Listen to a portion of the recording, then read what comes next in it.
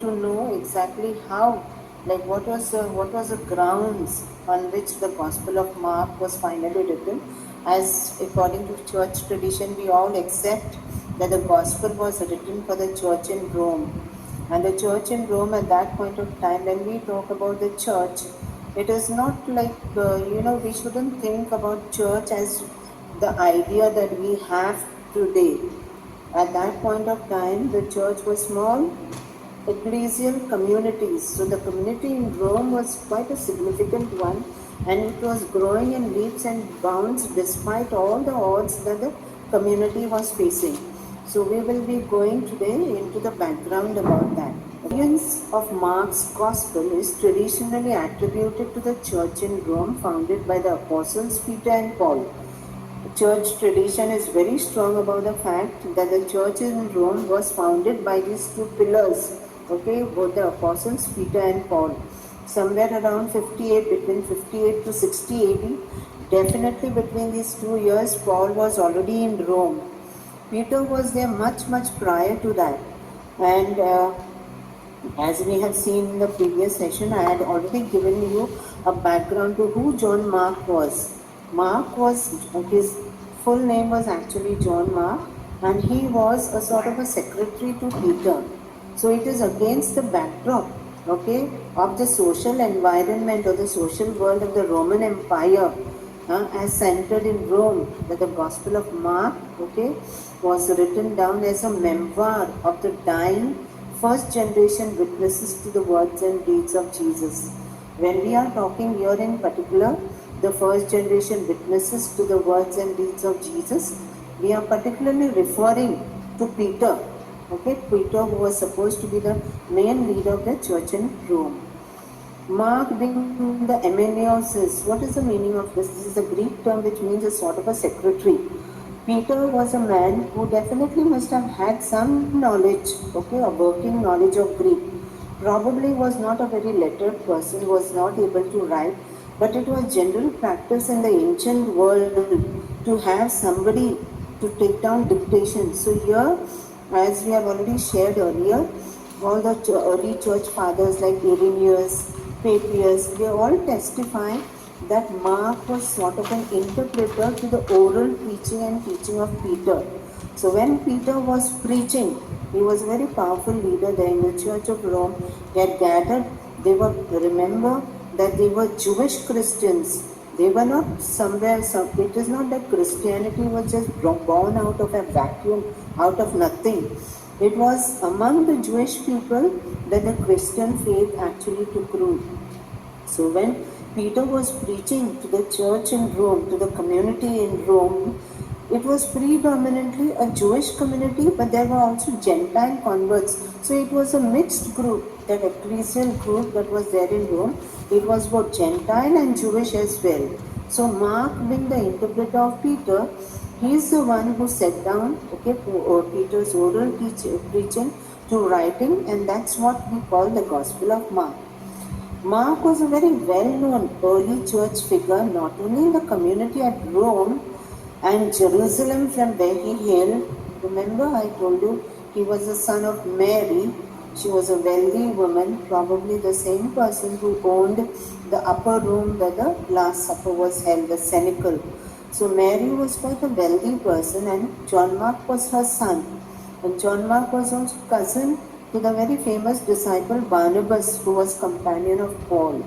So Mark was known, not only was he a very renowned figure in the church in Rome, but he was also a well-known figure in Jerusalem itself, where the church was at that point of time headquartered, but was also known throughout the Christian missionary circuit as charted out by Paul and the early Christian teachers.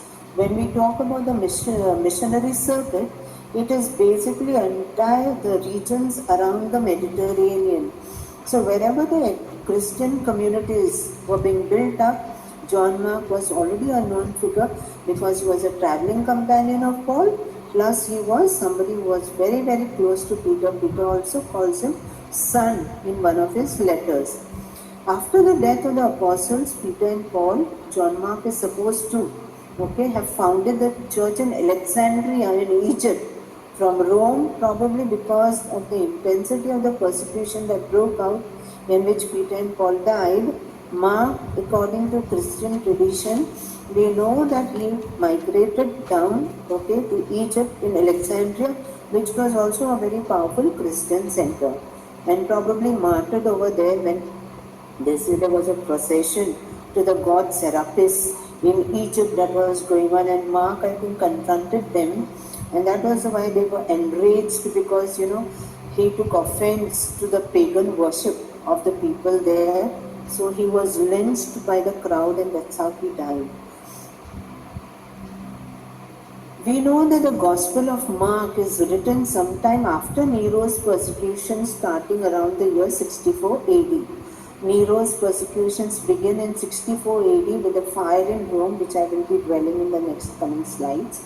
And in this Gospel of Mark, somehow when you read the entire Gospel, and later on when we'll be taking the main chapters of the Gospel in the later sessions, we see that, the central focus of Mark is like God's judgment for the evil that is there in the world, what we normally call a sort of an apocalypse, is bound to occur for the evil deeds that happen in the world.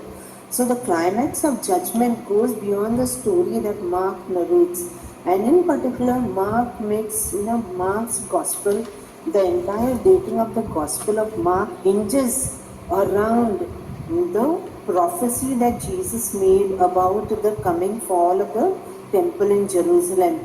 We know that the temple in Jerusalem was completely destroyed by the Romans after a long civil war of nearly 4 years. In fact, it began in 66 AD. The first Jewish revolt, it is called, broke out in 66 AD.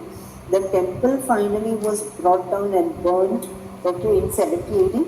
But the revolt went on for still another yet 2 more years, where all these people who were the leaders of the revolt, some of them fell into the hands of the Roman army, but the rest escaped to a place called Masada, where they held out for another 2 years.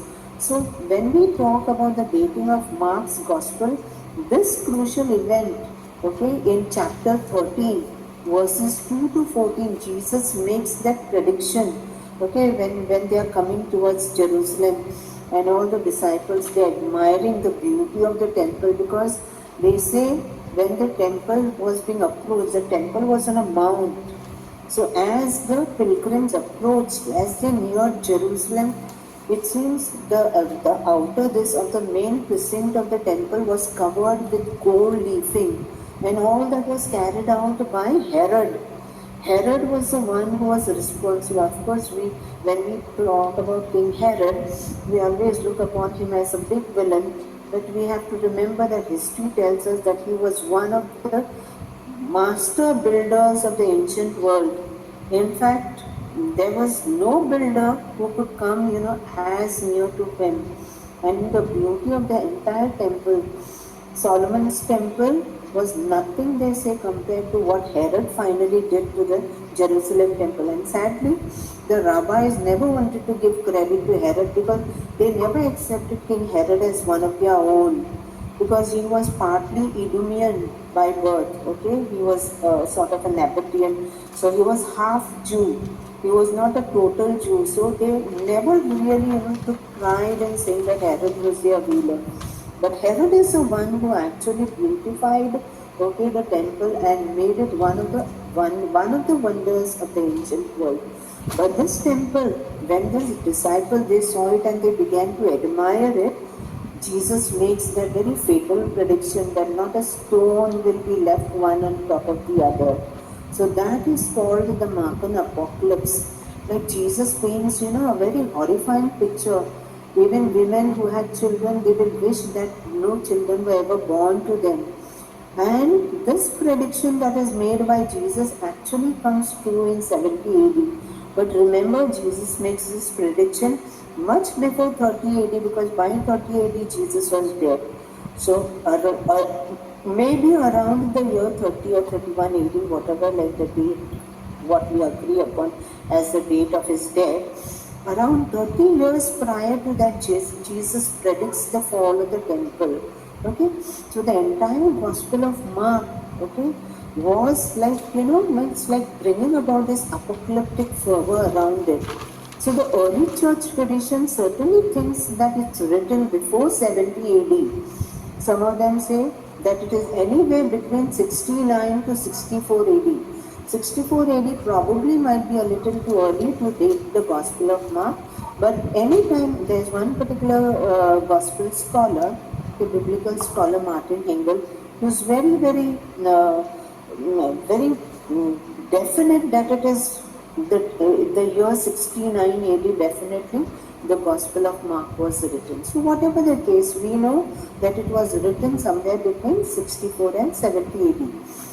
The reason we think it's written before 70 AD is because Mark, in contrast to Matthew and Luke, doesn't distinguish between the destruction of the temple and Jesus' second coming close after it. We have to keep in mind that the early Christians, even Paul in particular, in fact, when we read the letter, his first letter is supposed to be to the Thessalonians, 1 Thessalonians.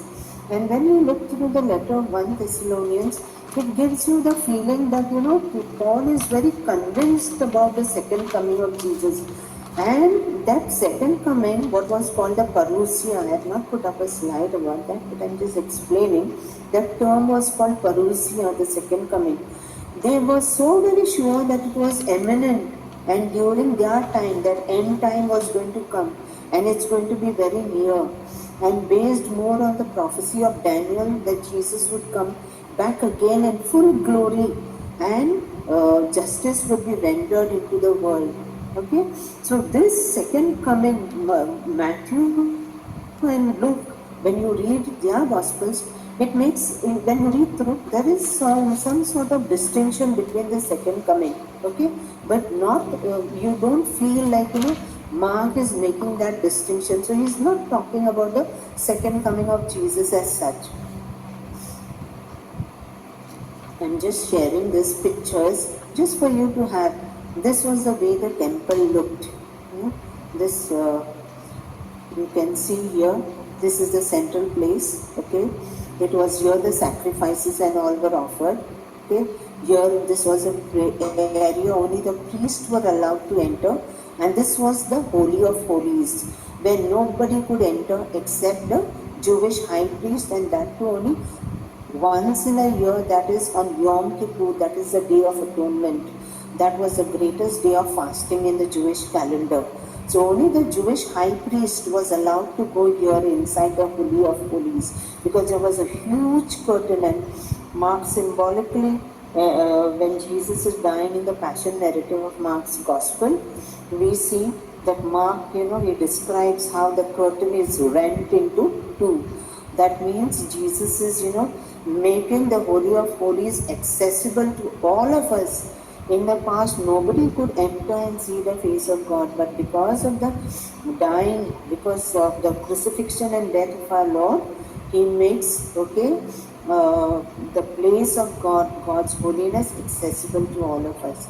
So this is, the temple. This is the picture of a temple. There's another one. This is a working model which is put out there in the Israel Antiquities Center in Jerusalem. So here you see people standing. So it is a huge model that has been put up just for you to give, for people to have an understanding, at least a little, about the glory and splendor of the temple in Jerusalem. This is the same place that Jesus often visited, okay, and here he taught the people. This will give you a true understanding, because here you can see how these people all around, in proportion to the size of the temple, look how the human beings look all around. This is the burning of the temple when finally the Romans entered in 70 AD and brought down the temple. And here at the side I put out a picture when the Romans destroyed, the Jewish revolt. It broke out in 66 AD. It was a very cataclysmic event, an event that brought about great pain, suffering and mourning to the entire Jewish people, because the temple was one symbol of glory for them, and more so because that was a place where God resided. And when this temple was no longer there, The entire temple, the cult of the temple, the sacrifice, everything ceased. Until today, the Jews hope that someday the temple will be rebuilt and the temple sacrificial cult will be restored. But we as Christians, we have a different meaning to this whole thing.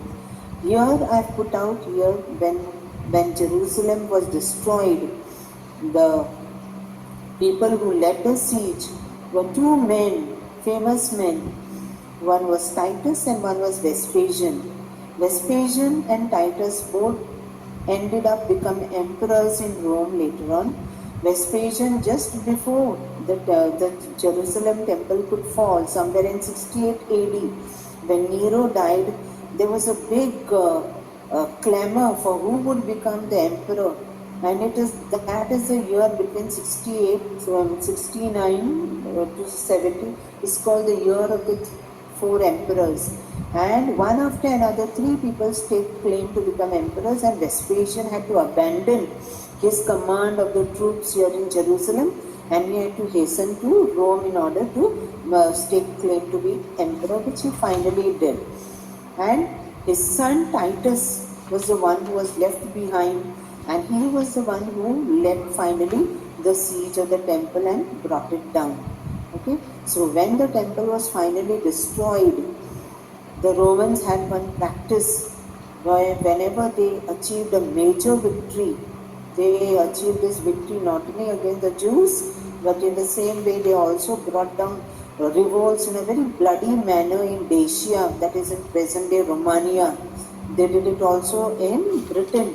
Okay, Britain also was very heavily brought down, and similarly with the Gauls in France. So whenever they conquered these territories, what they would do, they would take the people captives, bring them as slaves and sell them in the markets in Rome. They would plunder all the treasury of the people, take away their lands and everything, and they would set up their own client king who would collect taxes on their behalf and empty it in the treasury of Rome. So this was standard practice of the Roman Empire.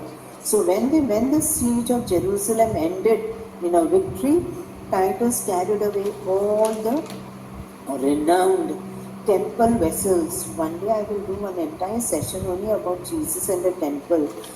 The temple was not only a building of great proportions and with monumental architecture and gilded designs, means with all gold and all that was used, because Herod was the one who funded it and he wanted to win the Jewish people, and that is why he did it. But the temple itself, inside, there were all this, there was that table of shewbread. Then there used to be something called the seven-branched, huge candle stand called the menorah. So these were all the sacred vessels, all made in gold. Until today, people look out for where those, those temple vessels are hidden. So all these vessels and all, they say that Titus carried all this plunder back to Rome in something called a triumph. A triumphal march was, the emperor would parade all the captives and all in front of all the people who would be lined up in the streets, and all the treasures would be, taken on chariots so that people could see. So that was called a triumphal march. And to mark that, because the Jewish revolt was a very prolonged war, the Jewish war, it was a prolonged war, it was considered to be a very major victory for Rome. And to commemorate that, there was a place called the Arch of Titus, which till today stands in Rome. And so, there's a picture that I put out over here. Okay, here you can read that. A close-up is, this is the burning of the temple. This is also a picture like how, the people were dying. Here can you see, I was talking about the menorah. The seven-branched, candle holder, which is called the menorah, fully made of gold. Then there was a huge laver which was filled with water, which used to be used for the purification ritual. So many such sacred vessels were all carried and paraded back to Rome in a triumphal march. And remember, all this is predicted by Jesus in Mark's Gospel. Here, this is a picture, the Arch of Titus in the Roman Forum in Rome. This is the one. This is a close-up. This is a section of the Arch of Titus here, what is saying. Behind it also, this is, can you see? All these are carved out, okay? And here is a menorah, yes. And this is the picture of Josephus. How do we know about all this? You must go and check on Google. You will be able to read the works of this Jewish historian Josephus. How he knew so much about this? He was an eyewitness. He was not only an eyewitness, but he was also a participant in the Jewish revolt. In fact, he was in charge of one of the battalions at Jotapata in Galilee, and they had to put up, a fight against Vespasian's troops much before Vespasian could go back to Rome. And it's a very dramatic story of how, Josephus finally becomes a lackey of Rome. Till today, the Jews are split about him. There are some who speak in favor of him, but many of them look upon him as a betrayer and a turncoat, because he finally took up that name Josephus, Flavius Josephus, because this was a Flavian dynasty, that is Vespasian and his son Titus. Their surname was Flavius. So he took that because he became his patron. And how did he become a patron? It's in when Jotapata was falling, Josephus and his companions, they were all holed up and they were definitely going to die. But they didn't want to fall into the hands of the Roman, estimated at about 40 to 50,000. And they were there for centuries, only the first century of the Christian era, but much before that. And around the year 49 AD, I have already explained this last time, but I am repeating this again. Remember, I had explained that in the year 49 AD, the Emperor Claudius at that point of time, expelled a lot of the Jewish community. Why? Because they were fighting. And remember, I also told you about Priscilla and Aquila, who had come from Rome, and they were the companions of Paul. So they had come from Rome. Why had they come from Rome? Because they were expelled from Rome.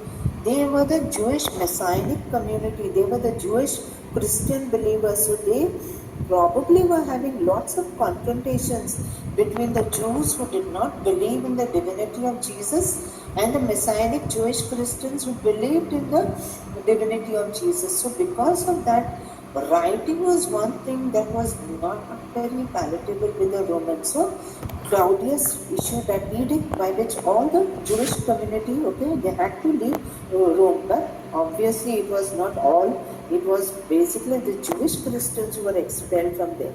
And till 54 AD, Claudius dies in 54 AD and Nero comes in as emperor. So till 54 AD, this edict was still in force. So by the time Paul gets there around the year 60, not 60, it might be even 58, what we see in Acts 28 is that the Jewish community there is alienated from the Messianic believers. So there was already a rift between the Jewish Christians and the Jews who did not believe in Jesus. And there were naturally tensions were running high. And where would these tensions be played out most? Obviously in the synagogues, because the synagogue in Rome was a very big one. And synagogues everywhere used to be the place of community congregations, where the Jewish community would congregate to discuss scripture and reflect on the Torah. So obviously at the synagogue meetings, these tensions will be played out. So Mark's audience was most probably a mixed community of Gentile and Jewish Christians, Messianic believers that faced great persecution. And the persecution, not only as we will see now, not only from the Roman government, but also from the Jewish people who looked down upon them and the Roman society on the whole. This is the previous picture only of the last session, again sharing. Caesar Claudius evicts the Jews from Rome. Now, in comes Nero. Nero became emperor in the year 54 when Claudius died, after the death of Claudius. So Nero has gone down in history as a real mad emperor, a very maniacal sort of a man. who was finally, issued. The Senate condemned him with damnatio memoriae in such a way that even his memory was to be damned. Anything that he had issued and everything was rescinded. So let us see what was this Nero and how he impacted the Roman Christian community, which was the audience for Mark's Gospel. Let us see before that a short bios of Nero, a sort of a brief biography, because if we need to understand the intensity of the persecutions that were unleashed by Nero, we need to know who this man was and what kind of an individual he was. Nero was born on December 15, 37 AD to Gnaeus Domitius Aenobarbus, who descended from a distinguished noble family but was adopted by Emperor Claudius when he married his mother Agrippina. His father was not a very remarkable man, Nero, as you can see, but it is his mother who descended from the Roman royal family. And who was this Agrippina? She was none other than the sister of the mad Emperor Caligula, who also was another person. In 41 he died and Claudius became emperor in his place. So Caligula was the brother of Agrippina. Agrippina was a very ambitious woman, and she is the one from childhood. She groomed Nero because she had all her sights set on making her son the future emperor, because Claudius was a very feeble and a timid man. Though he ruled for more than 11 years or so, Agrippina was grooming Nero to someday take over the throne from her husband. Okay, so when Agrippina married Claudius, Nero was adopted by him, and that's how he becomes the future emperor. At 16 years of age, he succeeded Claudius.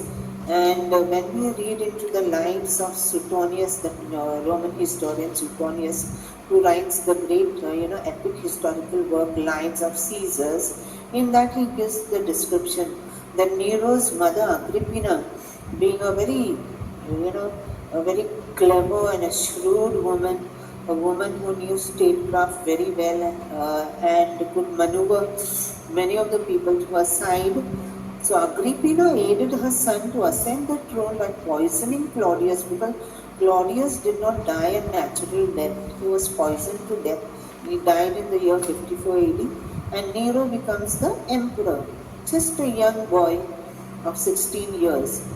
However, due to his mad self-indulgence and whimsical cruelty, Nero killed his mother to consolidate his own power. Agrippina thought that she would be the real power behind the throne when her son would be the emperor, and she did. She was the power behind the throne for a very long time, and she put Nero under the tutorship of a very renowned philosopher called Seneca. So Seneca is supposed to be one of the greatest philosophers of Rome. He actually tutored Nero, but unfortunately, despite the best of impressions of Seneca, his influence did not really rub on this man, because we see how Nero finally turned out to be. And he was a man who killed his own mother finally because he was so fed up. Nero was like a spoiled brat, a pampered person, pampered child. So finally, he tried to kill his own mother. He made several attempts. They failed, and then finally he sent an all-out, assassins to go and finish her off. That is a very famous movie. I don't exactly remember what is the name, but also in one of the accounts, historical fact which is narrated, that when the assassins they went to kill Agrippina, she turned around because she was quite a brave woman, and she told the assassins, to hit her on her womb, and she cried out, "Behold, this is the womb that brought out this emperor." And that was how Agrippina was done to them. Nero not only murdered his own mother, so he was,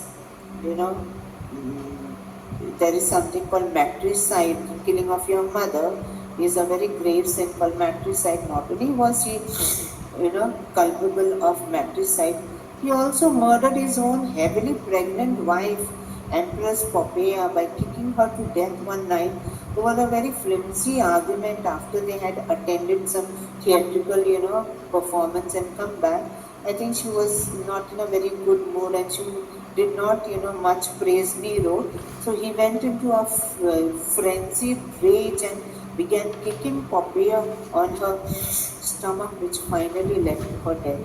So why we are looking at the deeds of Nero? Because from all these you can draw a very strong mental picture of what type of a man we are dealing with here. He was the sixth emperor and reigned for 15 years, but his first 5 years of his reign were actually quite good. Many of the historians, okay, though like everybody runs him down and his memory is also damp. First 5 years of his reign, they say he was quite an intelligent emperor, but somehow his maniacal streak got the better of him, and we only saw the maniac in him finally. Though Nero was a tyrant, he did lead Rome to some level of prosperity, and it was short lived. Died in 68 after committing suicide. Okay. Now, coming back to the persecutions, what started the persecutions against the Christians? And the Neronian persecutions are the first cycle of persecutions against the Christians, okay, that they suffered. A devastating fire broke out in 64 AD that changed everything, and a fire that raged for 9 days in the summer of 64 AD. According to the historian Tacitus, the Romans think that Nero started actually the fire, because they say that Nero had very ambitious plans to set up his own big, palace called the Domus Aurea, which he finally did later on. So he purposely, did something to set the whole thing on fire so that land would be available for him for his grandiose designs. And this is very much believable given, the streak that Nero had in him. So this is the first persecution that breaks out. Why Nero, when the fire broke out, why the Christians came into the line of fire? To shift the blame, the emperor, he needed somebody to be made, to be made a scapegoat because he was afraid the Senate would come banging up against him, and he needed somebody like to be made a scapegoat for this. And the best victims that he could choose was, he had two choices, the Jews as well as the Christian. But obviously the Jews he couldn't. Why? Because even his wife, the Empress Poppaea, who at that point of time was alive, she died later on after the persecutions broke out. She died just a few years before he died. Poppaea had, great leanings towards the Jews. She had lots of friends among the Jewish, community of Rome. So definitely all her sensitivity was more towards the Jewish people. So obviously, not only for that reason, otherwise also, the Jews were quite a protected lot in the Roman Empire. We will see why. So the obvious choice was what? The Christian community, because they were the ones who were most despised. And why they were despised? The Roman society as a whole, why they looked down upon him, I will come to that very soon. Nero is alleged to have been playing with the fiddle and singing while Rome burned for a full 9 days in the summer of 64 AD, precisely from 19 July to 27 July. The fire burned to the ground 10 of the 14 regions of Rome. Rome was, divided like how we have districts and talukas and all. The entire Roman region was divided into 14 regions, and 10 were completely flattened, they say. Some of the best temples, like the temple to Jupiter, the temple to Vesta, they were all burned to the ground. Hardly anything remained. And surprisingly, the 4 quarters that remained unaffected, these were the quarters which were occupied by the Jewish people. And when we talk about the Jewish people, it was also the Jewish Christians who inhabited that place. And this place was unaffected by the fire and became one of the main reasons for making the Christians of Rome scapegoats. Why? Because they felt that they were a breed of superstitious people, because one of the historians calls them. So okay, I'll be sharing that slide with you very soon. So all sorts of bad labeling was given to the Jewish Christian, the Christian community in Rome, they were looked down upon. Okay, they were considered to be scum, sort of. I put out this picture, the Domus Aurea. This was Domus Aurea means gold. Domus means the dome, the golden dome. But it is called the Golden House. This was a palace which he finally built. Okay, Nero over all the land that was then available after the region was burnt down in the fire of Rome in 64. Coming back, now let us take a look at the Neronian persecutions, and for that, let us see what was this account given by Tacitus. Tacitus was a historian who writes, and that's how we know firsthand what really happened during this persecution. And we must remember that Tacitus, he was a nobleman, but at that point of time, he was only an 8-year-old child, and he must have publicly witnessed what was happening in Rome, the havoc that was, that happened throughout. It's not that fires were not common in the city of Rome, they were quite common, but this, what broke out in 64 AD, it was like a conflagration. It is called a conflagration because it was on a very huge scale, completely burnt out, okay, 10 out of the 14 quarters, so it must have been a real huge inferno. So Tacitus, the Roman historian Tacitus, he gives us this, okay. He wrote the famous work called the Annals, and if you go on Google and just put, you will be able to, read for yourself firsthand what he writes in the Annals. The Roman historian Tacitus explains what happened. The translator of this Annals, we don't know who he is. This is what he says. But all human efforts, all the lavish gifts of the emperor, and the propitiations of the gods did not banish the sinister belief that the conflagration was the result of an order. What is this order they are referring to? This fire was the result of some black magic that was performed by the hated sect of the Christians in Rome. Consequently, to get rid of the report, Nero fastened the guilt and inflicted the most exquisite tortures on a class hated for their abominations called Christians. He mispronounces the word, by the populace, that is the Roman population, called as people. So they were a hated class, not the word that Tacitus uses. A class hated for their abominations. What is the meaning of abomination? Something hateful that is done. Okay, called Christians by the populace.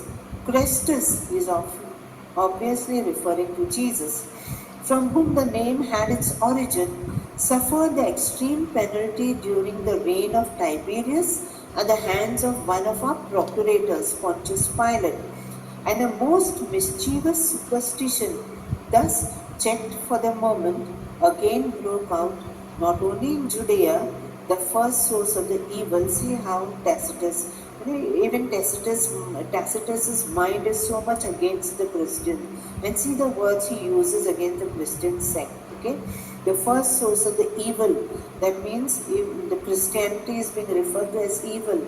But even in Rome, where all things hideous and shameful from every part of the world find their center and become popular. Accordingly, an arrest was first made of all who pleaded guilty.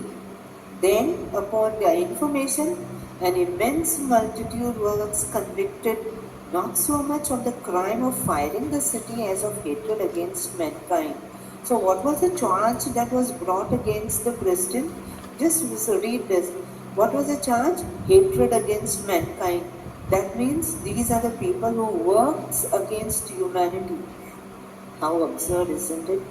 Mockery of every sort was added to their deaths. So their deaths became, public amusements for the people. Covered with the skins of beasts, they were torn by dogs and perished, or were nailed to crosses, or were doomed to the flames and burned to serve as a nightly illumination when daylight had expired. Much is condensed over here, but when you dig deeper, you are able to unravel a very grim and very frightening picture how the Christians must have been put to death. Remember that this is Rome, and in Rome they had these huge arenas where the gladiatorial combats, games, okay, used to be all put out, and the population in Rome was always a bloodthirsty population. They loved the bloody sports and all. So these Christians who were condemned to death, Nero, rounded them up. They would be covered with the skins of beasts and torn by dogs. What was that? That was like a game for them. The dogs thinking that they would put them with those furs and all of other animals. So the wild dogs thinking that they are attacking other animals, they would be mauled to death. And this was to the entire gratification of the public watching all these spectacles in the public. This is the same slide just for you, like, if you find that too colorful when you're doing your reading again, you can read through again. To scotch the rumor, again Tacitus continues, Nero substituted as culprits and punished with the utmost refinements of cruelty a class of men loathed for their vices, whom the crowd styled Christians. I think this is the same thing. I will not repeat it again. Now let us see what was the nature and characteristics of this Neronian persecution.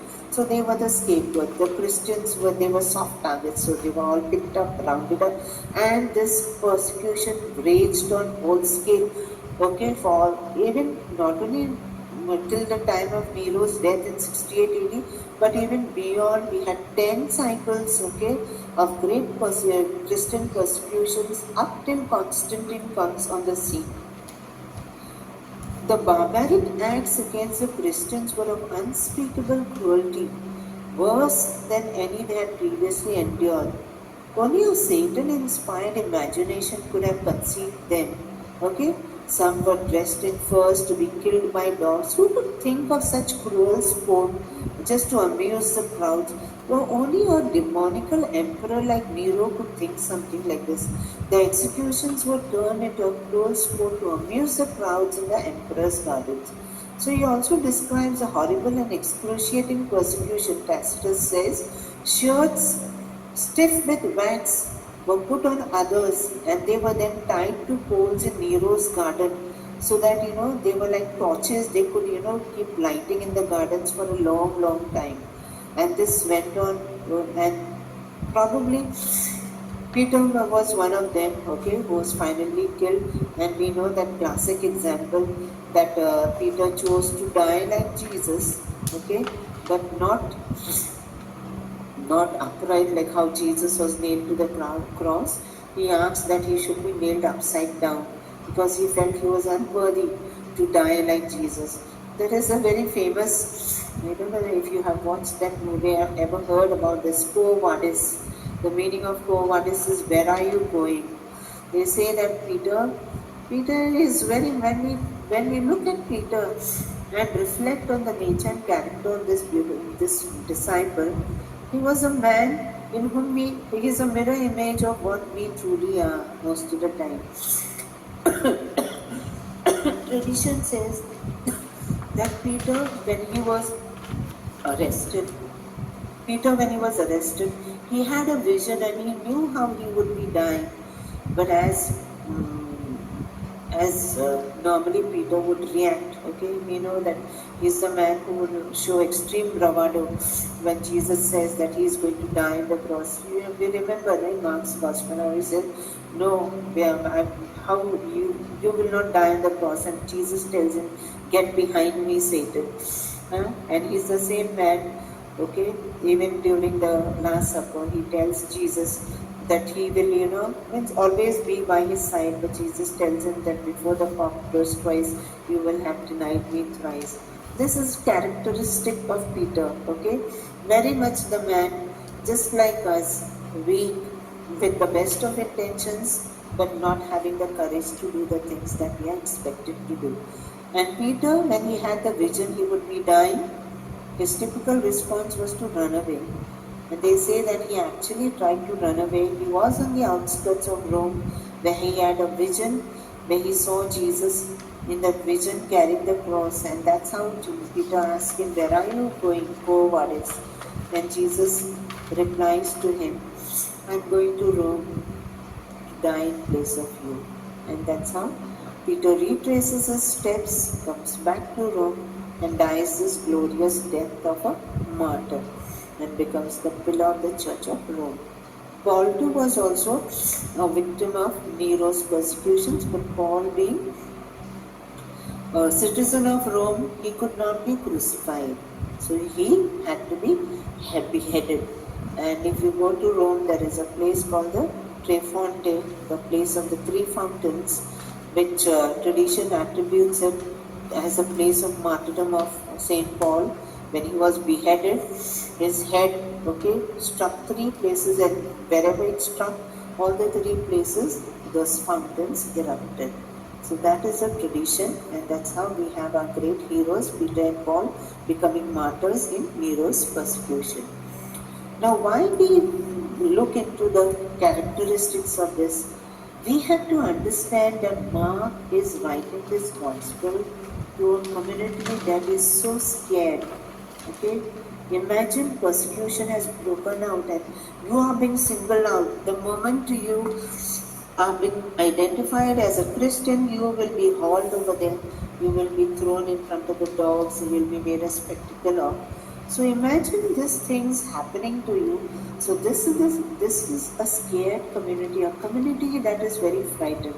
And that is the reason Mark is writing the gospel with a thrust on suffering, showing that Jesus is ultimately the true test of discipleship is, if you are going to be a disciple of Jesus, you have to take up your cross and follow him. That's what Jesus says in the Gospel of Mark. If you want to be my disciple, take up your cross and follow me. There is no other way to heaven except the way to the cross. Now, why Nero? Okay, another thing I need to share over here. Nero played on the fears of the Roman people. The Roman people already, despised the Christian community. Already there was a lot of rumor and all going on for years that these are a very strange people. Okay, they have their own strange practices, and the Eucharistic celebration in particular was singled out for attack. Okay, and so they attributed to the Christians, their intention was a complete destruction of the Roman world as they waited for the judgment day. I think when Peter and Paul were preaching in Rome, they already preached, seeing the decadence of the Roman society around. They must have preached a life that was totally an alternative to the Roman lifestyle. So whenever their teaching brought in converts, a lot of converts were coming in. The church was growing day by day. So definitely this message was passing on. The good news about Jesus was passing on. So this alternative way of life, a life that is so pure, that is so beautiful, something that takes you on a very higher spiritual plane. This was totally in complete contrast to the Roman way of living. So when the Roman elite, when they came to know about it, they were terrified, and they attributed to the Christians that definitely they are praying for the destruction of Rome, because one of the things that was being preached was the second coming of Jesus, that he would be coming back in power. So that apocalyptic message had definitely moved out everywhere. And we know this why? Because in this letter which Peter himself wrote, 1 Peter, the letter by Peter, okay, in chapter 5 verse 13, look at this line. She who is at Babylon, who is likewise chosen, sends you greetings, and so does Mark my son. Look at this word Babylon. She who is at Babylon. Who is the she? The church in Rome. Who is at Babylon? Babylon is obviously a metaphor that was used by the Christian community for Rome. And when they talked about Babylon, Babylon was a symbol of decadence and all that was corrupt and very sordid and dirty sort of. So when Rome was referred to as Babylon, Do you think that the Roman elite and the society overall in Rome were not aware that the Christians also in their own way, they also looked down upon Rome and looked upon Rome as a symbol of corruption and decadence? Definitely they must have known this. So that is the reason they felt that the Christians were, they were atheists because they did not take part in emperor worship, and they did not share, okay, in whatever they felt was good for the nation. People in the higher Roman circles were probably aware of this reference to them by the Christians, whom they despised and looked down upon as a mischievous superstition. So you see, it was mutual. The Romans looked down upon the Christian sect as a mischievous superstition. Okay, and the Christians in turn referred to Rome as Babylon, a symbol of corruption and decadence and moral depravity. I have put out this picture, okay? When you look in the book of Revelation, chapter 18, there's a very cryptic description of Rome being referred to as a whore. The great city is pictured as a whore, a prostitute, riding the seven-headed beast of the Roman Empire. Can you see this? The seven-headed beast, okay? This is the empire, and Rome is riding on that. And there's a cup here in the hand, drunk with the blood of the martyrs and the saints. Of course, the book of Revelation was written much, much later, maybe in the 90s, 80s, that was after much later, after Nero and all that. But Rome was, for the Christian, a symbol of this type of,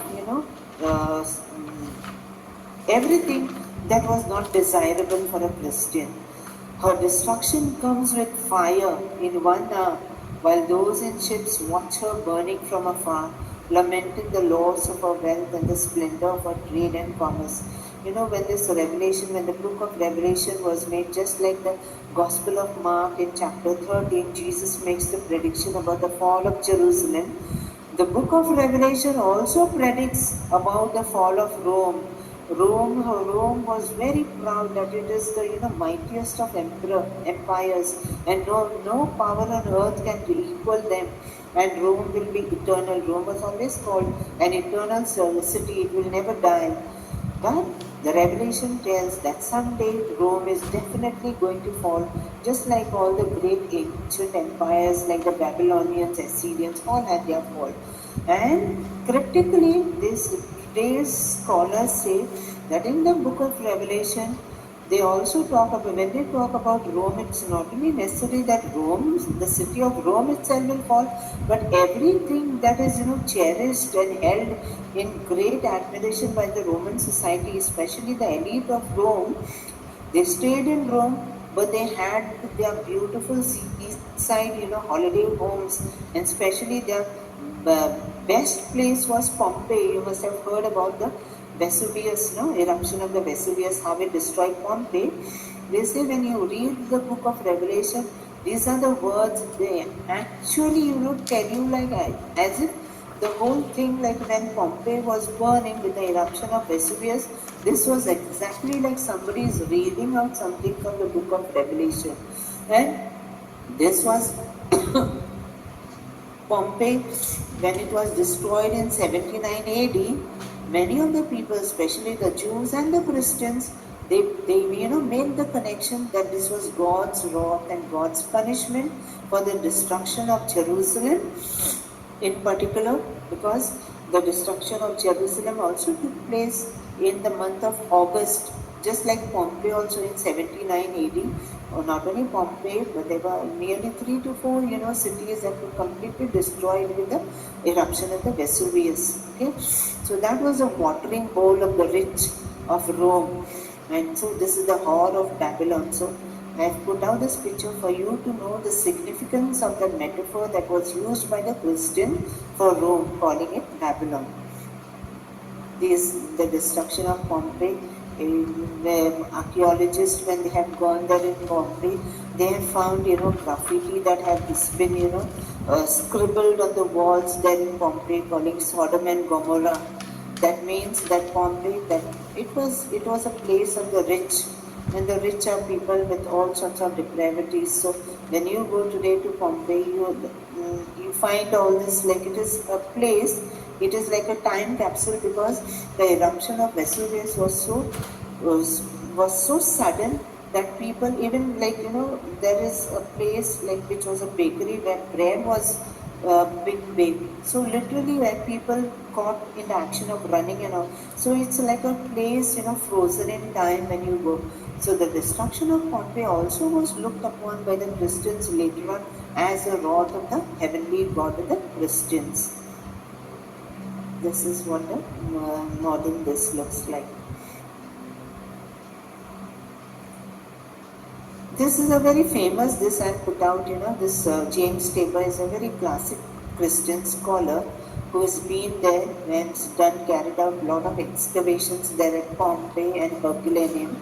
I came away convinced, based on the material archaeological evidence, that Jews as well as Jewish and non-Jewish Christians understood Pompeii's destruction as divine retribution. So the Pompeii, when Pompeii was completely burnt out, this was like God's punishment for destroying the Temple of Jerusalem. What put the fear of God into pagan Romans was not Jesus, Peter, or Paul. It now seems that the event most responsible for Christianity's conquest of the Roman Empire was the eruption of Mount Vesuvius. I just put this out for you to know, like this was how the people at that point of time viewed all this. Coming back to Nero, okay, Nero was the first to start the persecutions of the Christians, and though his persecution was local and short-lived, local why? Because it was localized only to the city of Rome. It did not spread out to the entire Roman Empire during his lifetime, but definitely after that, when Constantine came, it became something that was, widespread throughout the empire. And 10 emperors carried out persecutions in 10 great cycles. It marked the first time the government distinguished Christians from the Jews, and sadly, after Nero, it became a crime to be a Christian. Nonetheless, it did establish in principle that the Christians could claim no legal protection for their practices. Thus, the refusal of Christians to make proper offerings in honor of the emperor or the empire's god could be treated as a criminal and seditious dereliction of civic duty. So this came to be the charge that was, brought against the Christians. They were rounded up, they were called, they were asked to make offerings before the emperor, that is emperor worship, but they refused. And the moment they refused, okay, they were condemned to die. And that's how we have the glorious stories of the first Christian martyrs. And there